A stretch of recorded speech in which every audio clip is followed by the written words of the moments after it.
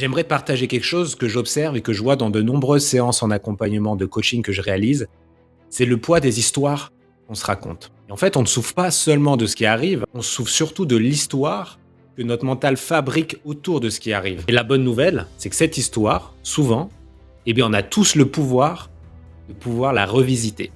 Et ça, c'est hyper puissant. Alors quand quelque chose te touche, j'aimerais te proposer quelques étapes, un petit exercice assez simple pour t'aider à changer la dynamique. Premièrement, c'est revenir au factuel. Qu'est-ce qui s'est vraiment passé de façon objective, totalement neutre. Deuxièmement, c'est nommer le récit. Quelle histoire en fait je suis en train de me raconter là, quand j'observe mon mental? Et là-dedans, ça va être tous les je ne suis pas assez, on va me juger, on a voulu me faire du mal, etc. Troisièmement, c'est explorer une autre histoire, une version qui est peut-être plus juste, plus nuancée, et qui n'est peut-être pas biaisée par le mental et l'histoire que tu voulais en fait te raconter. Quatrièmement, peut-être l'étape la plus importante, c'est réaliser qu'en fait, tu as le choix de choisir l'histoire que tu souhaites.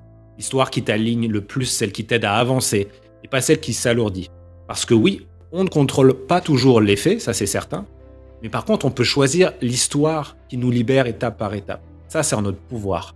Alors si cette démarche t'intéresse, je serais ravi de pouvoir faire connaissance avec toi, regarder comment nous pouvons travailler ensemble.